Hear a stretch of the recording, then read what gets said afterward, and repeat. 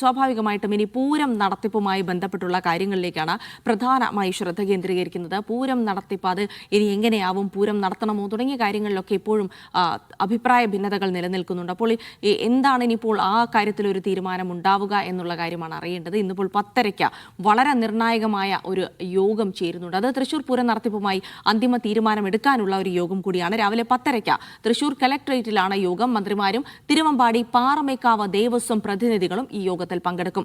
പൂരം നടത്തണമെന്ന നിലപാടിലാണ് തിരുവമ്പാടിയും പാറമേക്കാവും ഉള്ളത്. നടരാജ് പരശുരാം വിവരങ്ങൾ നൽകും. നടരാജ്, അപ്പോൾ തിരുവമ്പാടി പാറമേക്കാവ് ദേവസ്വങ്ങളുടെ നിലപാടത് പൂരം നടത്തണമെന്ന് തന്നെയാണ്. വെടിക്കെട്ട് ഒഴിവാക്കി പൂരം നടത്തുന്നതിലേക്കാണ് കാര്യങ്ങൾ പോകേണ്ടതെന്ന് അവർ വാദിക്കുന്നു. അതേസമയം ഇക്കാര്യത്തിൽ ഇന്നിപ്പോൾ യോഗം ചേരുമ്പോൾ അതിൽ സർക്കാരിന്റെ നിലപാടാകുമോ നിർണായകമാകുക?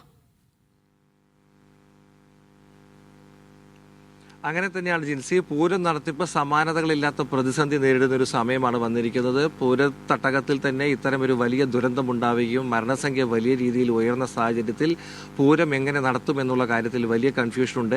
ഇക്കാര്യത്തിൽ ഇന്ന് ചേരുന്ന യോഗത്തിലാകും അന്തിമ തീരുമാനമുണ്ടാവുക. രാവിലെ 10:30 തൃശൂർ കളക്ട്രേറ്റിലാണ് യോഗം. മന്ത്രിമാരും തിരുവമ്പാടി പാറമേക്കാവ് ദേവസ്വം പ്രതിനിധികളും മറ്റ് ഘടകപുരക്ഷേത്ര പ്രതിനിധികളും ഒക്കെ തന്നെ ഈ യോഗത്തിൽ പങ്കെടുക്കുന്നുണ്ട്. ഉദ്യോഗസ്ഥരും പങ്കെടുക്കും.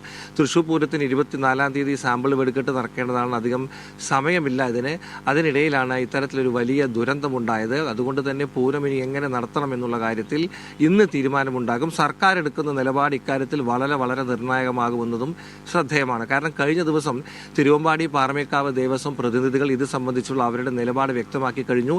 പൂരം നടത്തിപ്പുമായി മുന്നോട്ട് പോകണം എന്ന് തന്നെയാണ് രണ്ട് ദേവസ്വങ്ങളും വ്യക്തമാക്കിയിട്ടുള്ളത്.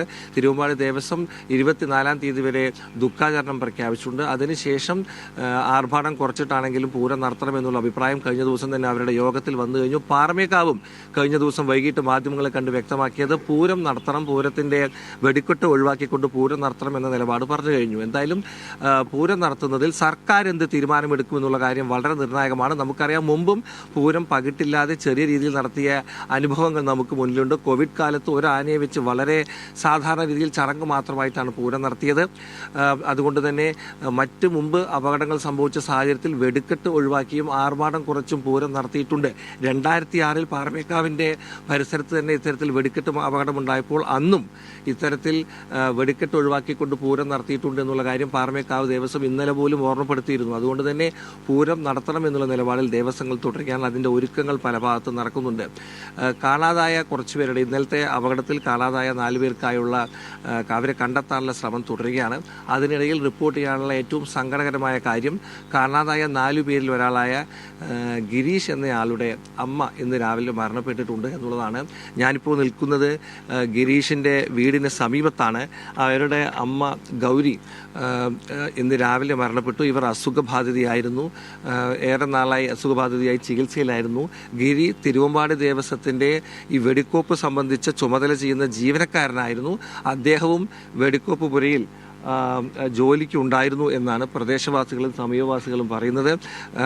ഗിരിയുടെ ബന്ധുക്കൾക്ക് അദ്ദേഹത്തെക്കുറിച്ച് എന്താണ് പറയാനുള്ളത്, അല്ലെങ്കിൽ കാണാതായ ഗിരിയെക്കുറിച്ച് എന്താണ് പറയാനുള്ളത് എന്ന് അന്വേഷിച്ചാണ് നമ്മളിവിടെ വന്ന സമയത്താണ് അദ്ദേഹത്തിൻ്റെ അമ്മയുടെ മരണ വാർത്ത അറിയുന്നത്. കഴിഞ്ഞ ദിവസം പോലും അവർ ബോധം വന്നപ്പോൾ ഗിരി എവിടെയെന്ന് അന്വേഷിച്ചിരുന്നു എന്നാണ് സുഹൃത്തുക്കളും മറ്റും പറയുന്നത്. കുടുംബം ഇപ്പോൾ പ്രതികരിക്കാൻ, അതായത് ഗിരിയെ കാണാതായി സംബന്ധിച്ച് പ്രതികരിക്കാൻ തയ്യാറല്ല. സുഹൃത്തുക്കളും ഒരു അഭിപ്രായ പ്രകടനത്തിന് തയ്യാറല്ല. പക്ഷേ ഇവിടെ ഗിരിയുടെ കാണാതായതുകൊണ്ട് അദ്ദേഹത്തെക്കുറിച്ച് അന്വേഷിക്കാൻ വന്നപ്പോഴാണ് നമ്മൾ ഈ വിവരം അറിയുന്നത്. എന്തായാലും ഗിരിയെപ്പോലെ മറ്റ് 3 പേരെയും ഈ അപകടത്തിൽ കാണാതായിട്ടുണ്ട് എന്നുള്ളതാണ് ജില്ലാ ഭരണകൂടം വ്യക്തമാക്കുന്നത്. ഇവരിൽ പലരും ഈ പടക്ക നിർമ്മാണവുമായും അതുപോലെ തന്നെ തിരുവമ്പാടി ദേവസ്വവുമായി ബന്ധപ്പെട്ട് പ്രവർത്തിക്കുന്നവരായിരുന്നു. ഇത്തരം കാര്യങ്ങളും ഇവിടെ നിൽക്കുകയാണ്. ആശുപത്രിയിലും മൃതദേഹം വിട്ടു നൽകുന്ന നടപടി തുടരുകയാണ്. സംഭവം നടന്ന സ്ഥലത്തും കൂടുതൽ പരിശോധനകൾ നേരത്തെ സമീർ റിപ്പോർട്ട് ചെയ്തതുപോലെ നടക്കും. എന്തായാലും പൂരം എങ്ങനെ നടത്തുമെന്നുള്ള കാര്യമാണ് ഇന്ന് ഏറ്റവും പ്രധാനമായും ജില്ലാ ഭരണകൂടവും സർക്കാരും തീരുമാനിക്കാൻ പോകുന്നത്. അത് സംബന്ധിച്ച യോഗം രാവിലെ 10:00 കളക്ടറേറ്റിൽ നടക്കും.